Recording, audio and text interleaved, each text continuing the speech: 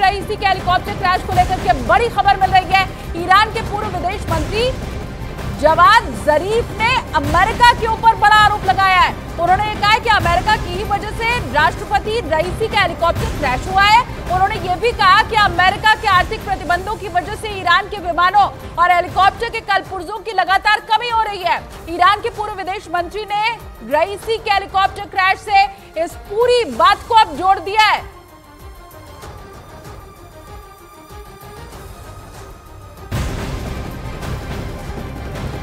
और बड़ी खबर, ईरान के राष्ट्रपति इब्राहिम रईसी की मौत के बाद ईरान में नए राष्ट्रपति के चुनाव के लिए तारीख का ऐलान कर दिया गया है। नए राष्ट्रपति के चयन के लिए 28 जून को चुनाव होना है। चुनाव की तारीखों पर एक बैठक में फैसला लिया गया, जिसका नेतृत्व ईरान के अंतरिम राष्ट्रपति मोहम्मद मोखबेर ने किया। तो बड़ी खबर, ईरान में राष्ट्रपति चुनाव की तारीखों का ऐलान कर दिया गया है। 28 जून को राष्ट्रपति चुनाव ईरान के अंदर होना है। अभी जो वहां पर अंतरिम राष्ट्रपति हैं, उनकी तरफ से यह फैसला लिया गया है। बड़ी जानकारी झारखंड से, जहां के पूर्व मुख्यमंत्री हेमंत सोरेन के अंतरिम जमानत की याचिका के ऊपर आज सुप्रीम कोर्ट में सुनवाई होनी है। इसमें हेमंत सोरेन ने चुनाव प्रचार के लिए अंतरिम जमानत देने की मांग की है।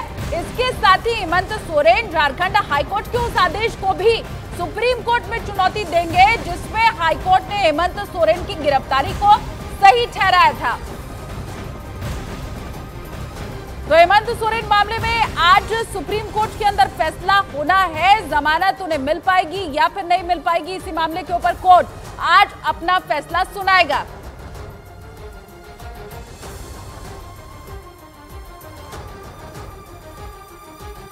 तो बड़ी खबर आपको बता रहे हैं, हेमंत सोरेन की गिरफ्तारी और उसके बाद उनकी अंतरिम जमानत, उसी के ऊपर आज फैसला आना है। आज सुनवाई होनी है। और बड़ी खबर, मौसम विभाग ने दिल्ली एनसीआर समेत उत्तर भारत के कई हिस्सों में हीट वेव का रेड अलर्ट जारी कर दिया है। मौसम विभाग ने दिल्ली, हरियाणा, पंजाब, पश्चिमी राजस्थान में गर्मी का रेड अलर्ट जारी किया। दिल्ली एनसीआर में पारा 47 डिग्री के पार पहुंचने का खतरा है। दिल्ली के नजफगढ़ इलाके में पारा 47 डिग्री पार कर चुका है। मौसम विभाग ने अनुमान ये जताया कि दिल्ली एनसीआर के बाकी हिस्सों में भी यही हाल हो सकता है।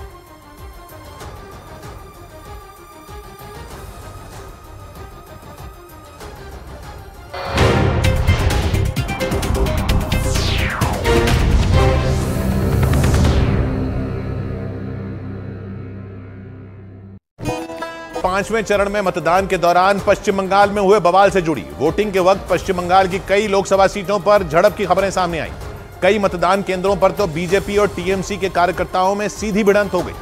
पांचवें चरण में बंगाल की 7 लोकसभा सीटों पर मतदान हुआ, लेकिन इस दौरान सबसे ज्यादा बवाल उत्तर 24 परगना जिले की लोकसभा सीट बैरकपुर पर हुआ, क्योंकि वहां टीएमसी के कार्यकर्ताओं पर एक बूथ पर कब्जा करने के आरोप लगाए गए। इसी बात को लेकर वहां बीजेपी और टीएमसी के कार्यकर्ताओं में झड़प हो गई। और इतना ही नहीं, बैरकपुर लोकसभा सीट पर बीजेपी नेता कौस्तुभ बागची को घेर कर भीड़ ने उन पर हमला कर दिया। कौस्तुभ बागची ने आरोप लगाया कि बैरकपुर लोकसभा सीट के टीटागढ़ इलाके में रोहिंग्या मुसलमानों ने हिंदू समुदाय के मतदाताओं को वोट न देने के लिए डराया धमकाया, और जब उन्होंने इसका विरोध किया तो उनकी कार पर हमला कर दिया गया। और इसकी वजह से कौस्तुभ बागची को अपने कार्यकर्ताओं के साथ वहां से भागना पड़ गया।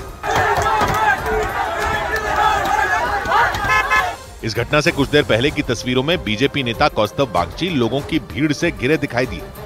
दोनों तरफ से काफी देर तक तीखी बहस होती रही।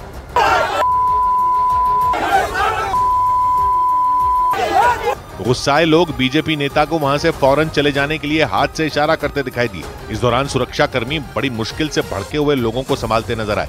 जब भीड़ को काबू करना मुश्किल हो गया तो 2 पुलिस वाले कौस्तुभ बागची को समझा बुझाकर कार की तरफ लेकर जाते दिखाई दिए, लेकिन इसी दौरान एक महिला ने उनका गमछा छीन लिया।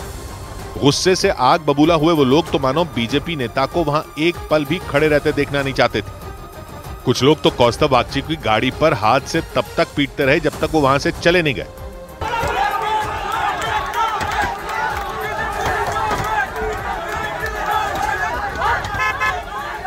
लोगों के हमले में कौस्तुभ बागची की गाड़ी का पीछे वाला शीशा चकनाचूर हो गया।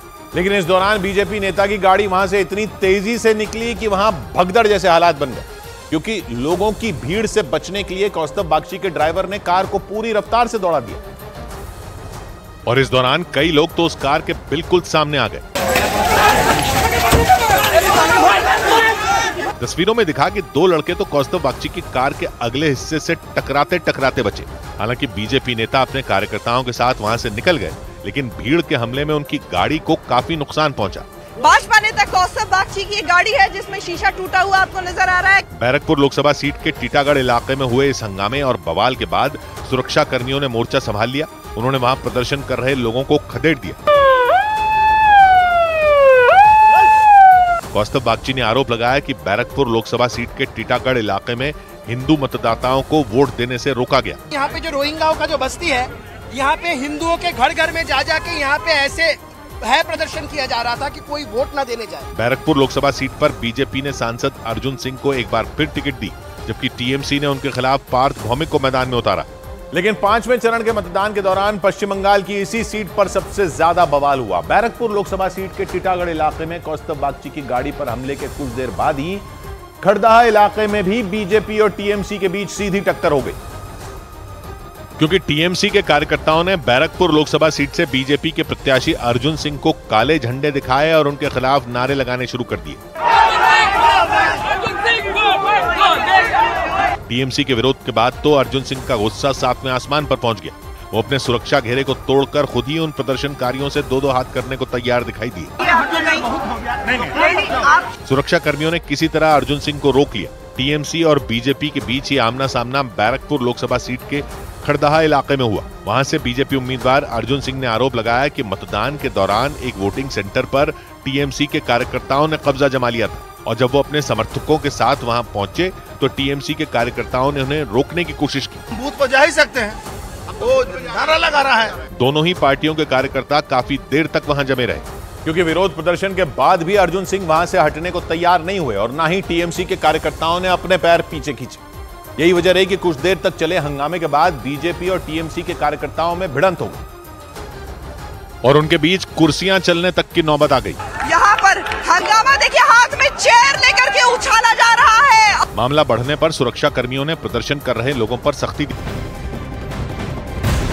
बड़ी खबर आपको बता दें, विदेश से मिले भारी भरकम चंदे के ऊपर आम आदमी पार्टी अब मुसीबत में गिरती दिखाई दे रही है। ईडी ने इस बारे में अपनी जांच रिपोर्ट गृह मंत्रालय को सौंप दी है। ईडी ने अपनी रिपोर्ट में आप पर कई गंभीर आरोप लगाए हैं। इस पर बीजेपी ने केजरीवाल पर निशाना साधा है, वहीं आप नेताओं ने सफाई दी है। ईडी ने अपनी जांच रिपोर्ट में कहा है कि 2014 से 2022 तक आम आदमी पार्टी ने करीब 7 करोड़ रुपए विदेशी चंदा हासिल किया। ईडी के मुताबिक अवैध फंडिंग हासिल करने के लिए फंड देने वालों की पहचान छिपाई गई, उनकी राष्ट्रीयता छिपाई गई, चंदा देने वालों से जुड़े हुए तथ्य छिपाए गए, चंदा देने वालों की डिटेल में भी हेरफेर की गई, साथ ही धोखाधड़ी की गई।